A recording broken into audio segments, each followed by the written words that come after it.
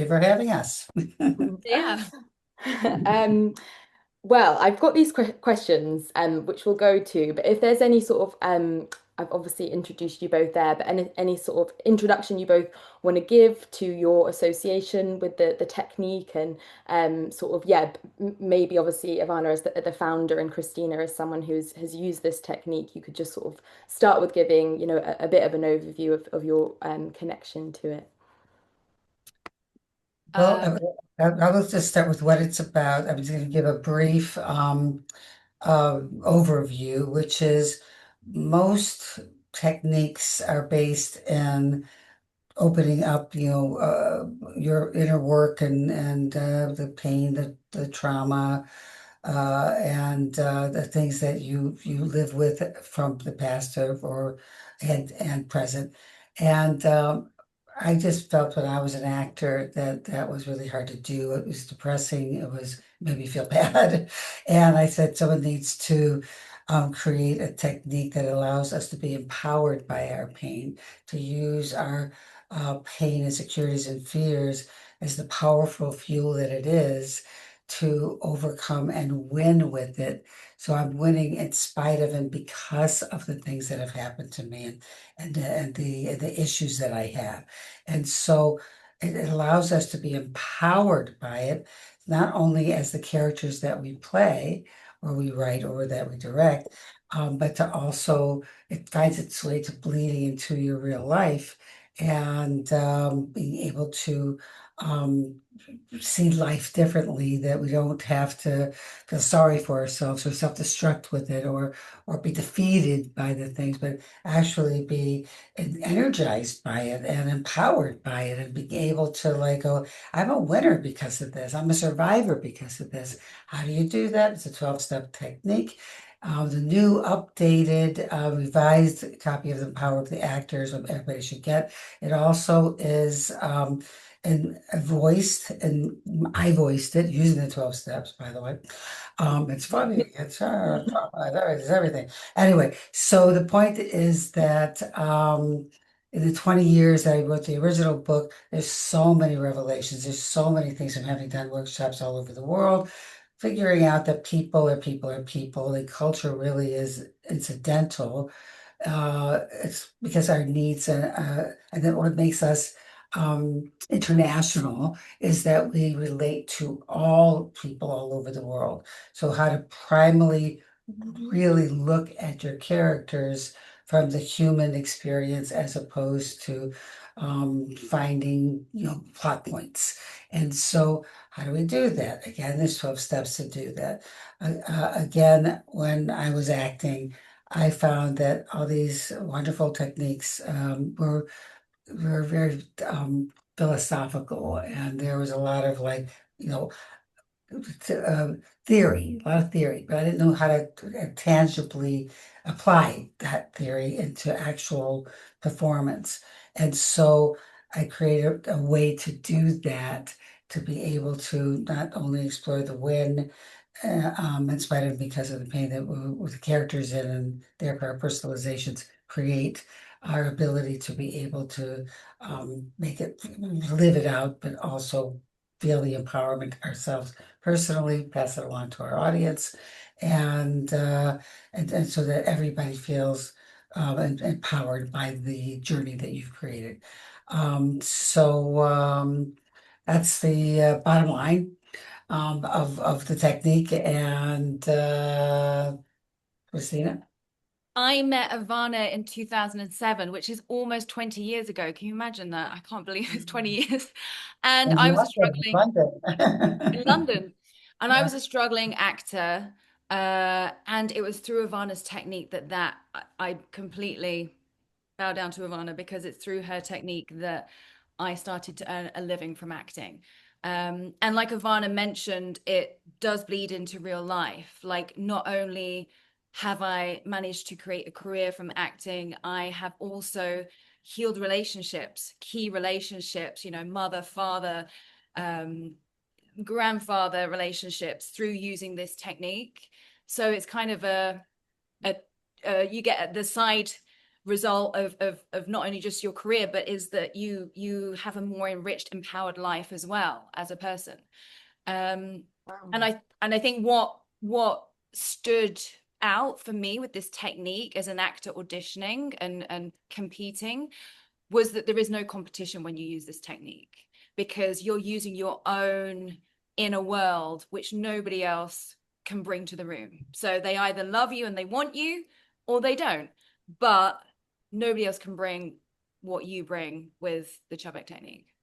Oh, Wow. that's because not it's because she's using her own personal stuff and it's so Yeah. specific to her. So that's why nobody else could bring it. The same thing she brings because she's bringing her history, her uh, her life, her reactions to the things that have happened to her, their reactions to her reactions, and those are all very particular and specific to her journey. And so by bringing that in, people always ask, like, how do I do something that makes it special? And it's like they try to do things like they do ridiculous things in their head where they, if I do this or I do that, it's like, no, just bring yourself because you're special. This nobody's like you. That was the point that she's making. So when you bring that, that's the specialness. And I've even Mm. seen like where a lot of my I mean, it stars like Charlize Theron, her first important role, which was Devil's Advocate, she was totally wrong for the role, but because what she was bringing was so personal to her, the journey of what it is that she wanted as an overall objective, and then the scene objectives of the scenes that they gave her to do for the audition. Um, she was supposed to be older. She was like 20 at the time. They wanted someone who was 30, someone who was plain. I don't care unless Charlize has prosthetics. She cannot be plain. And and it had to be someone who was very small town American and she's from South Africa and. So what happened was they couldn't get her audition out of their head and they kept saying, well, it's not right for the part, but so it's not going to go any further. And that happened 10 times. And each time we worked on the audition, we just upped the stakes. And this we didn't change any, we didn't change her reality. We didn't try to give them what they wanted. We gave what she would do in these kind of circumstances. And well, obviously she got the job. And they just changed all the stuff to make it be her. And I can tell you so many stories like that. In fact, in the book, there's a really great story about how an Israeli girl got a starring role on a network television series.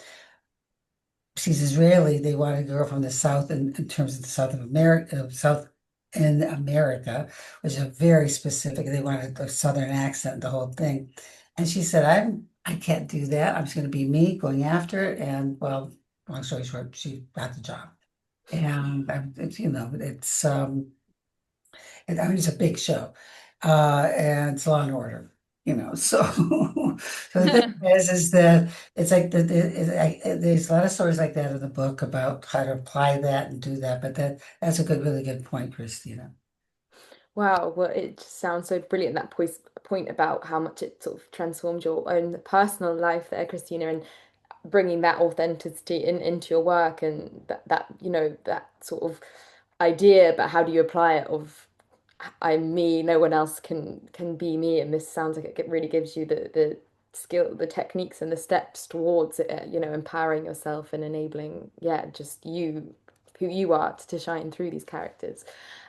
So we've got a lot of kind of specific questions that you've all submitted, sort of about different, different parts of this technique, using it on set or in your prep, or yeah, loads of different sort of things about it. So I'm gonna sort of get cracking into what the people here have asked. So firstly, how would one approach using the 12 steps with material that has very limited backstory? If you just have short scenes, or if it's just for auditions where you get very limited sides, or if it is for, you booked the role and it's just a bit like a role that doesn't have a lot sort of about them. So within those yeah, like restrictions, how would you go about using the technique? A lot of questions there. So like 5 questions to that question. Okay, let's just look for first at auditions.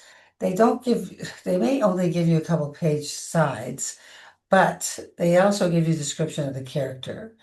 And they also give you maybe a one-line description of the show, so you kind of know if it's a procedural or if it's a fantasy or if it's a comedy, whatever. You can get it like a bottom line reality. Sometimes they will give you descriptions of more than one character, and sometimes it's a paragraph of what the show is about. But they at least give you the one line on what your character is supposed to be doing, and one or two lines about what the show is about. So you can kind of glean what the overall objective would be. Because in order to get the best overall objective is you have to figure out what is the pieces, what is the actual script's overall objective, what is it trying to accomplish, and you have to be a piece of the puzzle because we tell a story together.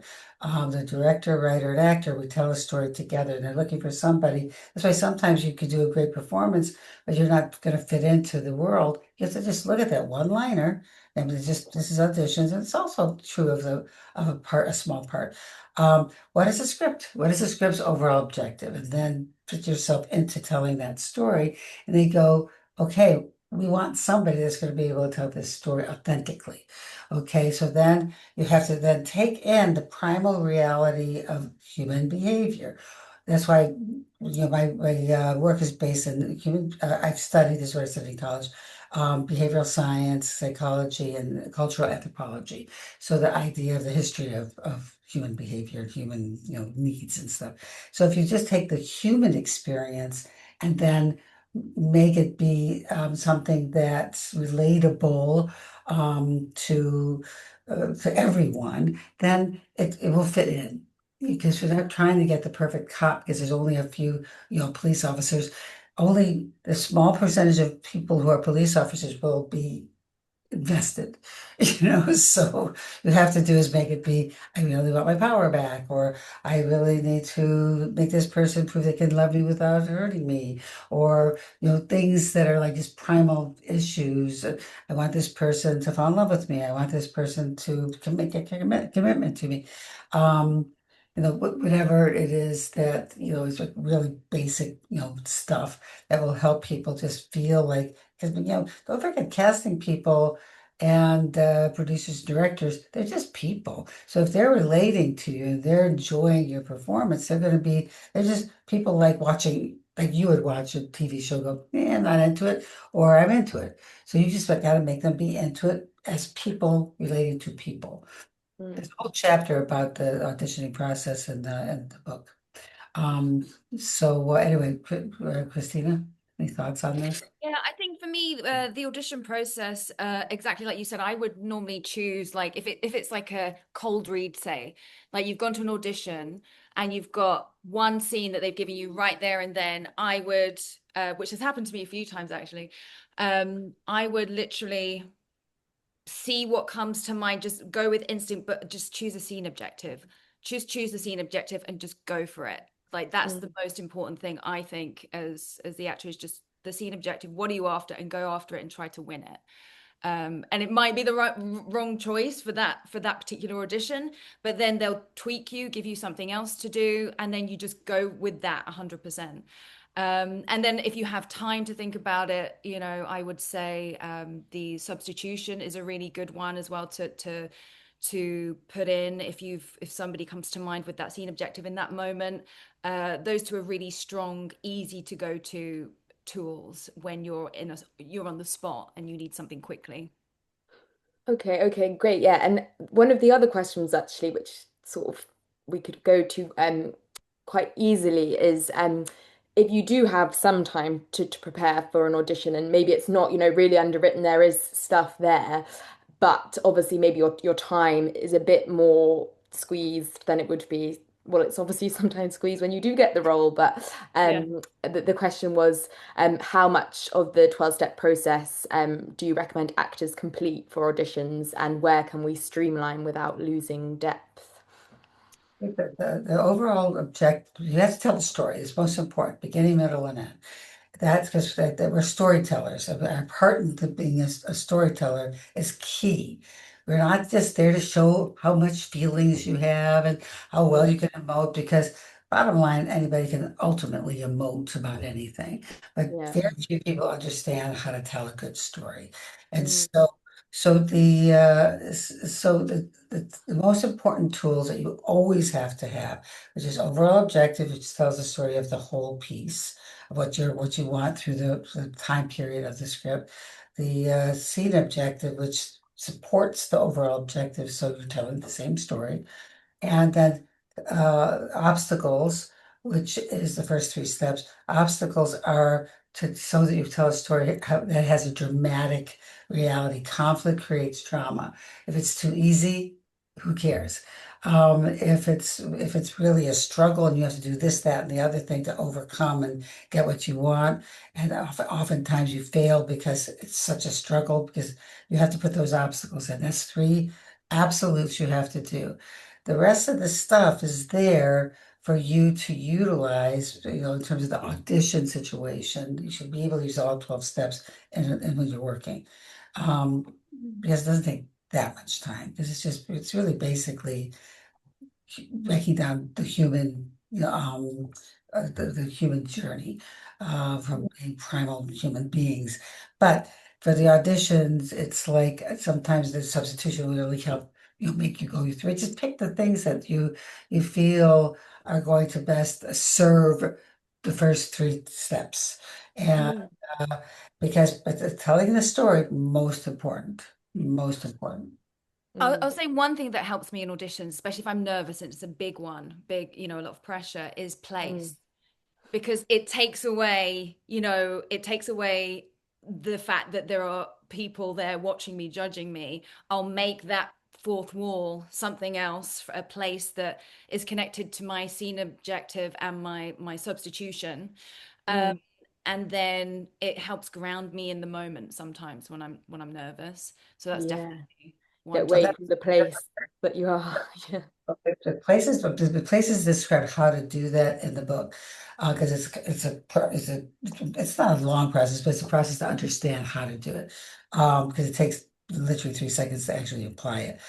But I remember when I was an actor, getting a job, and they said the producer said, and the director said to my agent, the reason why she got the job was because she was the only one that made us feel like she was in a different place. Yeah. Cool. Yeah. Mm, And then another thing as well that I think helps me with jobs and also get extra screen time sometimes is in a monologue. When mm, you've got stuff going on behind your eyes, the director wants to stay on you longer, and it makes the when they're watching your audition tape, most half of the time you're not talking in an audition tape. So, but you still have to have stuff going on, and that is often what will get people roles. wow. Yeah, that's really cool. I've never thought actually when you then get put in something that you'd get more screen time when you obviously are Mm. more interesting to watch because you're doing all of Something's that. going on. Yeah. Yeah. But more, I'm loving having this conversation with you, Christina. Okay, so because like she said, she's saying it in tangible terms. So inner monologue for because I work with a lot of directors and a lot of writer producers, and then they send me the tapes of their top favorites, and almost always it's always about how they listen and the behaviors that all come from inner monologue, and so. They say, look at look what they're doing here. And it's never look how they say a line. It's so rare when someone talks about, and including critics, or people when you're leaving a movie theater or watching the show or a play, you talk about how, you say, I love the way that person did something. It's rare when you say, I love the way the person said a line. And I Mm, remember working with this is theater too, so it's like I remember with Aubrey Plaza on a play and on Broadway not too long ago, and the reviews, I mean, New York Times just hates everybody. Said she just like was like a powerful resource in this show because they said just from a look she'd get a laugh, just from the way she Mm. glanced over because her attitude, her inner monologue. We had so much inner monologue in that because there's like And that's the gold. That's the gold stuff. Because there's more. You can think more things. I can think of five things at once. I can only think of one thing when I'm talking. Mm. Wow. Yeah, I see that in things that I watch, and yeah, how powerful. Because I guess when you give a look, you know that that person is in that place, is that character, because it's all contained within that. Wow. Okay, powerful stuff. Yeah, I'm excited. I would, yeah, would definitely, want to know more about, how you've gone about achieving that and everything, Christina. And but let's stick to the questions that have come in.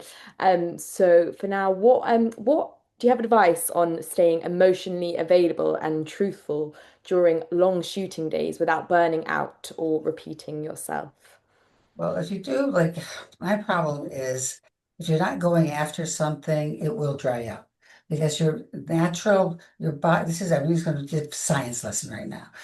Our bodies have like the ability to, our checks and balances is our ways to take away pain. And the physical world is dopamine. So when you're in pain, your body produces dopamine.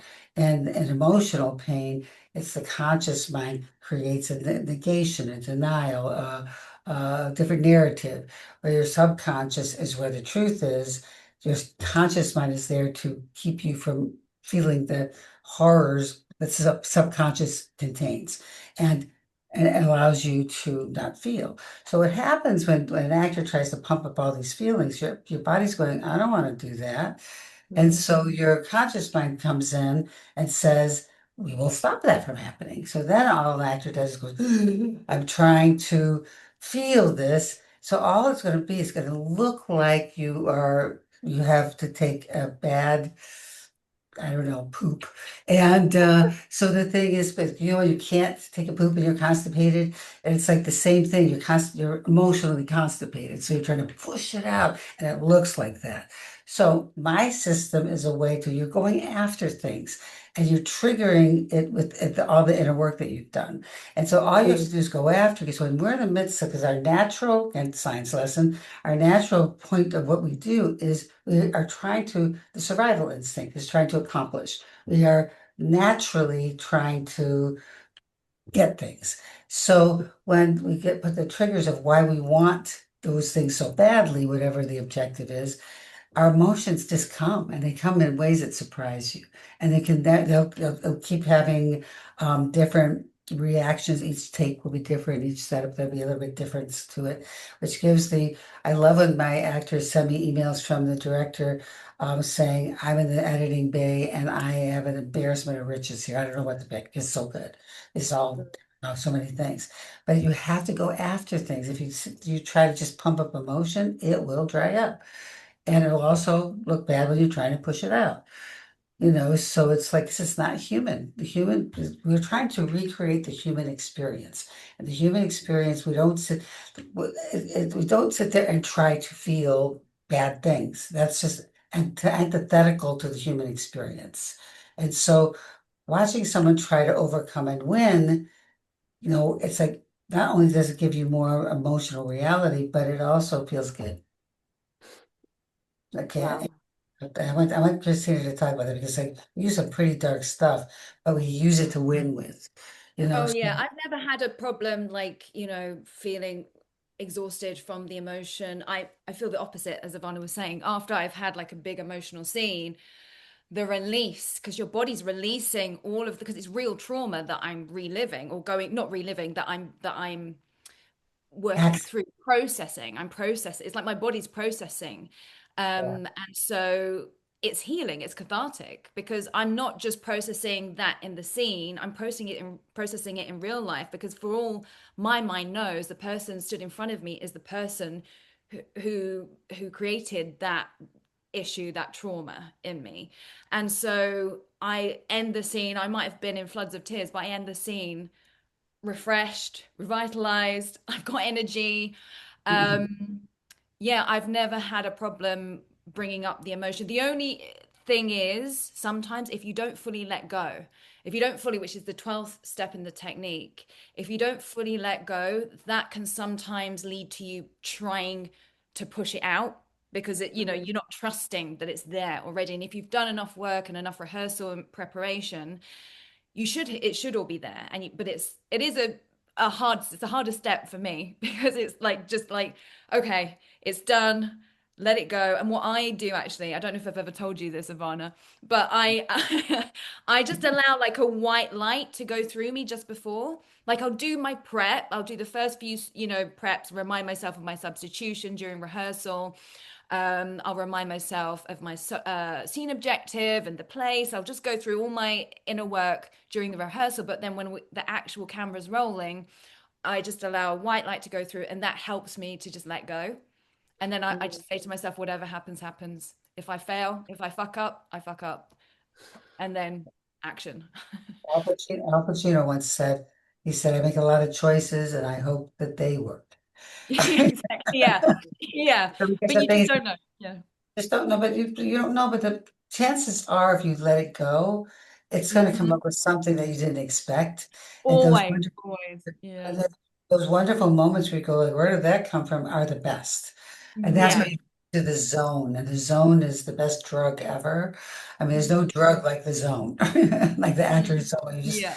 like just oh my God, I'm just like there, I'm feeling it, yeah, I'm being energized by it. And she's right about the catharsis. Because the thing is it's cathartic. It's cathartic to deal with this stuff. And whatever it takes to let it go. So I had a person tell me what they do is they imagine a cockroach crossing their feet because that helped them let it go. Because it Yeah. was just word like crawled at a cockroach, you know. So that, but it's like whatever it takes for you to like truly just trust, Mm. because the trusting, and I got to tell you, Christina, it's like that's the biggest problem most people have. It's like once you've done all the work, which you've got to do, because otherwise there's nothing to let go of if you're not Yeah. work, is that you are that trust factor. And you just got to know that, like, the places that you thought were going to happen this way are going to happen differently. The places that you thought were going to be low key are going to be you're crying when you should be laughing, or all the different things that you normally pray to God to do. So there's a technique that allows you to be able to not have to pray to God to get a good performance. Please, God, give me a good performance tonight. But so it's a way to actually access it and be in control of creating a great performance and allowing yourself to do the work. You can't be lazy. Being a great artist, you can't be lazy. Yeah, do that work so that you can trust yourself in the moment when you're actually, yeah, being, and that difference between um acting and being. I suppose it Yeah. sounds like you could surprise yourself even as you're acting, like you do it as your authentic human self. You will in as your character as well, because you're just giving yourself that freedom through the steps. Yeah, we've done a lot of casting director and agent Q&As recently at the Actors Guild, and so many of them talk about in auditions or castings and that thing about what they see in actors, and this is all so important because it is the way that, because it's the golden questions. Everyone's like, what makes my self-tape stand out? And sort of this technique is exactly how you do that. So yeah, it's amazing for everyone here to learn about this evening. So going on to some more questions that people have submitted. Um, we'll ask.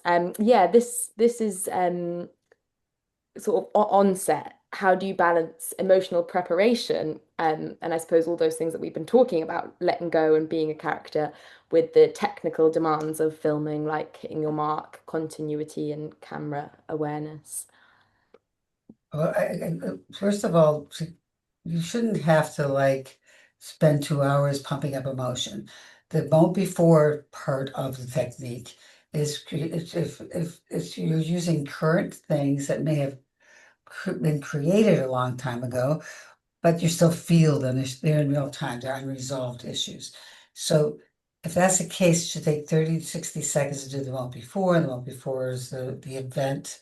They're coming from a personalization that makes sense to making you need your objective urgently and with great need, is and or what if your worst fear were to come through and what would that look like? And then in 30, 60 seconds. So the thing is that you don't have to sit there and pump yourself up because, like we talked about before, the science, your body's going to shut down. So you may even get there the first couple of beats, you may get there and it's going to go dissipate. And then you're gonna just go into a mode of trying to it's struggle mode and then hating yourself because you think you sucked, you know. So the thing is, in terms of marks, once you've been on set one time, I remember the first time that I worked, I was like, how do I hit my marks, you know, and think about my work and da da da. But once you've done it once, it's like your body just takes you there. And you don't have to think about it. It's just it becomes subliminal. This is attached to this, but it's like you just find your body finds its way to the right places. And so you don't have to think about it that much. If you're thinking about that, um, you're not you probably will miss your marks. Mm. Yeah, So and I think place again would help me in that situation. Sometimes you're in your head. Sometimes it might be a director's given you 5 notes, and then the camera guys come and giving you a note, and then the lighting guys come over here, and he said, "Oh, could you just turn your head here, catch the light, step on your left so that you're not being blocked." And so sometimes you do get in your head, and you're like, "Oh God, all these things I've got to remember."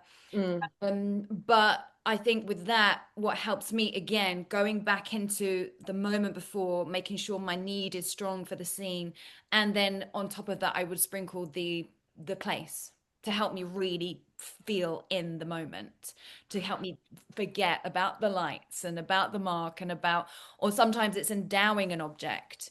If say like I'm holding an iPad in my hand, I would have already thought in my head, okay, what am I actually looking at here? What is this in my hand? And I'd personalize it to something which would help me um, be in the moment in the scene and help me get my motivation and Mm. my drive to win. when So, she personalizes it, that makes sense to the story she's created as her That's inner it. work. It's not random. It's not Yeah. like this is, you know, whatever she told me, there's a plant, there's a special plant that I remember that my father used to like really love this particular um item, his watch or whatever. And this was something special to me because he gave me that on his deathbed. And so that becomes that, but that's because you're using something to do with your father and the issues you're trying to overcome with your father. So you'd apply whatever you're endowing with and you should be endowing things that will, in the whole space so that the place haunts you with information. yeah, wow, that's haunts you with information. That's very cool. Yeah, and I guess all the technical aspects, there was also a question sort of about just maintaining your confidence and creative momentum between takes. But I think sort of all of that is covered within those ways of creating your character's reality and connecting to your inner world and sort of removing yourself from being the actor on set through these items and also your imagination. So I suppose that speaks to yeah, maintaining sort of your confidence in what you're doing as well. We're fast running out of time. I did know this was going to go very quickly.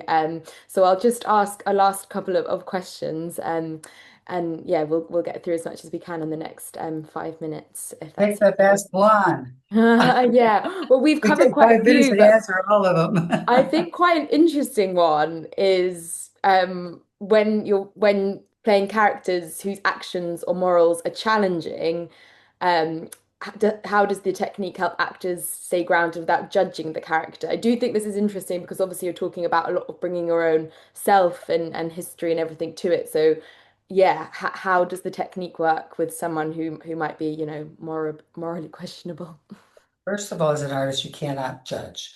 Okay. And there's always psychological reasons why people do evil things. So it's righteous reasons for evil behavior. You have to figure out what is the righteous reasons by doing your homework about why someone is a sociopath, why this person feels the need to rape. I've been working recently with a lot of Germans playing Nazis, and one person who was his family comes from Holocaust survivors, and he's playing a Nazi. Mm. And so at first he wasn't going to take the job, and but he knows what I do is always like you can find righteousness in anything because the bottom line is you could spend like any person's behavior from realities of their, say, for example, abuse. If someone had been very, very abusive to you, um, in order to get your power back, you would need to do the same thing back to the other person, but you can't do it to the other person because that person was the adult, or they no longer live, or you don't have the capacity to do so. But you can have somebody that's symbolic for you to be able to get your power back by there's a chapter in the book about energy kills, the new book, where the energy that you want to kill off so that you can then move on from that. So it becomes I love when my people are told by like the crew. You could always trust the crew. The crew say, I don't know why, but like it's really like bad people in quotes. I don't know why I love you so much because you're playing a really bad guy, but I love you, and I feel for you. I feel empathetic towards you, and like I was on NPR, and this guy who's just a journalist. He was asking, so like, I'm not a killer. I have no predisposition to want to kill anybody. So how do I get there? And I said, I know you have a daughter who's 5 years old. Now, if you know a guy had raped her to the point where her vagina, her little 5-year-old vagina was ripped apart. And she'd be traumatized for the rest of her life, but also she'd never be able to conceive and. So would you feel the need to kill this person? And he said, oh yeah, I had to do a line, just I want to kill you. And so he did it, and it was like with so much like stuff going on because he wanted to really do something to the person that hurt something the person he loved the most in the world. So there's and Christina, any thoughts on this? So this is a good question because there's always a way you could spin anything into what it is Yeah. that's Yeah. Again, yeah. yeah, again, it's just finding, like exactly like you said, finding a real reason for why people, and that's what I find so interesting about this technique and just life in general as an actor. Like that's why I love acting. I think it's finding out why people do what they do. I love watching crime documentaries for that same reason. It's like figuring out, what makes a serial killer. And Well, one of the things that just, to end on this is Halle Berry did a thing with my book on her naked body, saying this is a must read, the new book. And she said in her description of why, she said, not only is this going to help you as an artist and as an actor, but it's also going to help you in your real life. So it's not just for actors. It's for anybody who wants to feel like they can. There's a way and a system to be able to take your pain and your history and your insecurities and fears and turn it into some version of prosperity. So pain can equal prosperity if you choose to make it so. Wow, powerful words. And Ivana, I know there's more detailed questions in the chat there about the technique, but luckily you are coming to do a 2-day workshop in London soon. Chances, what are the chances? It's So so there will be a exciting. chance to really explore this technique The and actually have a 3 day. chance to workshop it, right? Yes, well, it's a 2 day intensive. So it's like many hours, and I go through all this stuff, and you'll be the auditors it's called active auditing because you're going to be a part of it. In fact, the lighting is never on the stage up and down with like the lights are all the same for everybody because we're all doing this, all the exercise, all the stuff together. We're all, figuring it out together and learning how to do all these things we talked about today and more, so much more. How to get organic fear, how to deal with playing someone who's dying, how to play a killer. It's all organically, so you're really feeling it. How to play somebody who has an addiction and how to really feel those feelings of being alcohol in your body or cocaine in your body or whatever. There's so much information, and also you get to play, you And know. can I just say, like, obviously I've studied with Ivana for a long time, but I've been to a lot of her workshops in London, and it's incredible to see from day one when you see the scenes up on day one, they're given the notes at the end of day one, and then Ivana does her magic, and you can see it work in real time, just the way she just pokes and prods, just little bits here and there. And the Sunday, when they come back, it's night and day. It's night and day. And so it's a really special event. It really feels like a community when you go. And and and I just think I learn more actually watching sometimes than I do actually participating. Well, it's active auditing, but because you're doing the exercises as well, but you don't have the pressure of having to get up and perform. The information, tends to sink in a bit better for me anyway. So yes, I really would take advantage if you're an actor looking to better your technique, set yourself apart from other people in the industry. This is a really, really great opportunity to witness Ivana working. I had a person who was reading the book at the same time she was listening to it, but I ad lib a lot of jokes in there. So someone's like, that's not in there, so on about some of my own personal pain and how I would use it, in the work. So I get very open about my own stuff. And so it's a fun it's a fun read, even though we're getting pretty deep into things. I always say Wow. if you're not having fun, you've made the wrong choices, right? This is so true. This is Yeah. so true. And it's Totally. always, yes, it's always the case when I've had so much fun. We've had so much fun working together over the phone even and when I'm away working. But yeah, it really is true. If it's not fun, it's the wrong choice.